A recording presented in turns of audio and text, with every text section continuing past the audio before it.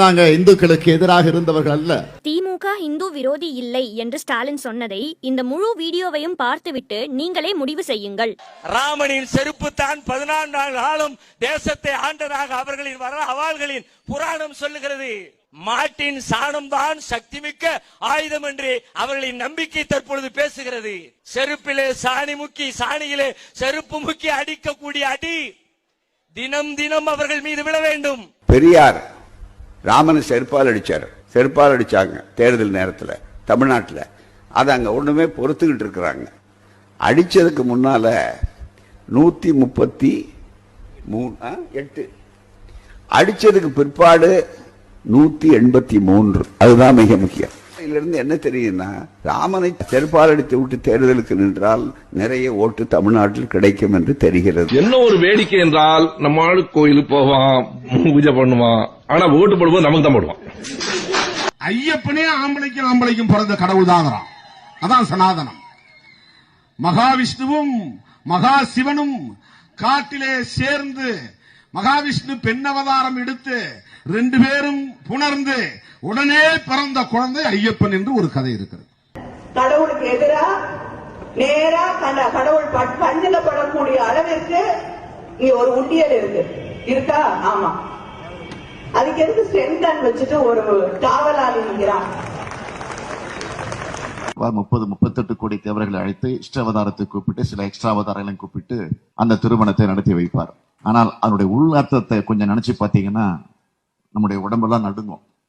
அவ்வளவு கேவலமான வகையிலே அந்த மந்திரங்கள் இருக்கு. இப்படி கட்டியிருந்தா கும்பா கட்டியிருந்தா அது மசூதி, உயரமா கட்டியிருந்தா அது தேவாலயம், நிறைய அசிங்கமான பொம்மைகள் எல்லாம் இருந்தா அது கோவில். கோயில்ல போயிட்டு முருகா என் பொண்டாட்டிக்கு மாறு ரொம்ப சின்னதாகுது, கொஞ்சம் பெருசாக்கு, இல்ல அதை ஆள் வச்சு காப்பாத்து. முருகர் என்னமோ பிராட் டிசைன் பண்ற மாதிரி என் பொண்டாட்டியோட மார்பகங்களை காப்பாத்து அப்படின்னு சொல்லி இருக்கேன். அவர்னா ஸ்பெஷலா உன் பொண்டாட்டிக்குன்னு தனியா இரும்புல பிராட்சா கொடுப்ப. நாரதருக்கு நல்ல அழகான பெண்களோட உடலுறவு வச்சுக்கணும்னு ஆசையா. அதுக்கும் அவர் நாராயண வேண்டி போறாரு. சரி, நாராயண கிட்ட வேண்டி போகும்போது நாராயணன் என்ன சொன்னாருன்னா, நாரதா நீ போய் ஊர் ஃபுல்லா போ, அங்க ஏதாவது அழகான பொண்ணு கிடைக்கும், அந்த அழகான பொண்ணை நீ எடுத்துக்கோன்னு. இன்னும் அருமையான கடவுள்.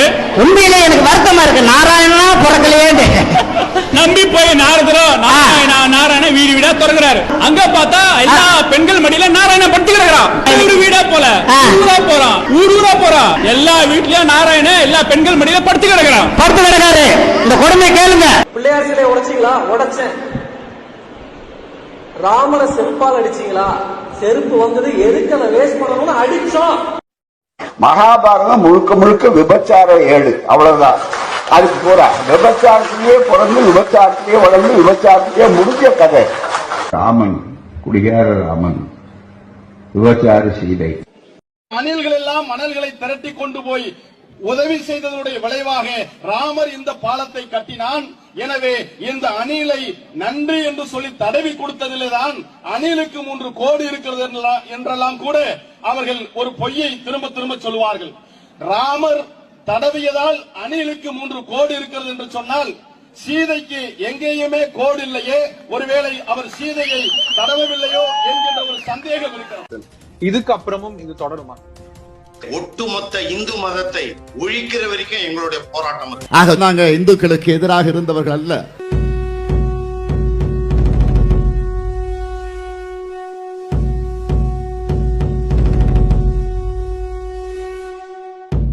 வீட்டு மலக்குழியில் ஒரு வாரமாய்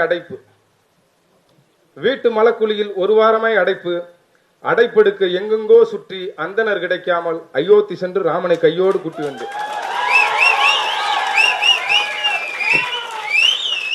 வீட்டு மலக்குழியில் ஒரு வாரமாய் அடைப்பெடுக்க எங்கெங்கோ சுற்றி அந்தனர் கிடைக்காமல் அயோத்தி சென்று ராமனை கையோடு கூட்டி வந்து.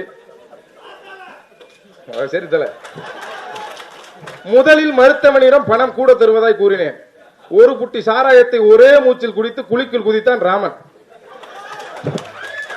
லக்குவனும் அனுமனும் துண்டு பீடியை ஆளுக்கு ஒரு இழு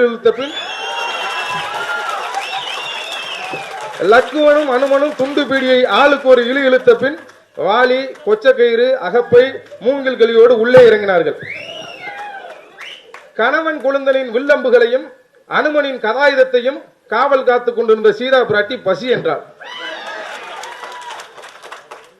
கணவன் குழந்தையின் வில்லம்புகளையும் அனுமனின் கதாயுதத்தையும் காவல் காத்துக் கொண்டிருந்த சீதா பிராட்டி பசி என்றால் உயர் சாதி ஏழையின் பசி கொடுமையானது. எனவே கடைத்தெருவுக்கு சென்று திரும்பினேன்.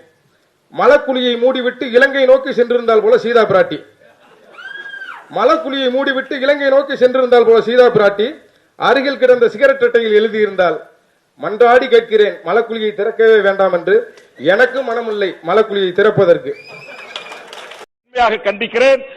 சோசியல் ஜஸ்டிஸ் என்கிற சமூக நீதித்துறையை பிரித்து ஓபிசி சமூகத்தினரின் நலன்களை பாதுகாப்பதற்கு தனியே அமைச்சரவை ஒன்றை உருவாக்க வேண்டும் என்று நான் சொல்லி, ஜெய்ராம் ஜி ஸ்ரீராம் என்கிற முழக்கத்தின் மூலம் இந்த நாட்டை பிளவுபடுத்தக்கூடிய இந்த சக்திகளுக்கு என் வன்மையான கண்டனத்தை தெரிவித்து, இதற்கு எதிர்குரல் இந்தியாவில் ஜெய் பீம் என்பதும் அல்லாஹு அக்பர் என்பதும் இன்றைக்கு மாற்றுக்கொள்களாக ஒலித்துக் கொண்டிருக்கின்றன. எனவே இந்த அவையில் நான் ஓங்கி விளங்குகிறேன், ஜெய் பீம் அல்லாஹு அக்பர். வாய்ப்புக்கு நன்றி. நான் கிறிஸ்தவ மதத்தை சார்ந்துதான் இருக்கிறேன். எங்க கூட நிறைய கிறிஸ்தவ நிகழ்ச்சிகளை நான் கலந்துக்கிறேன்.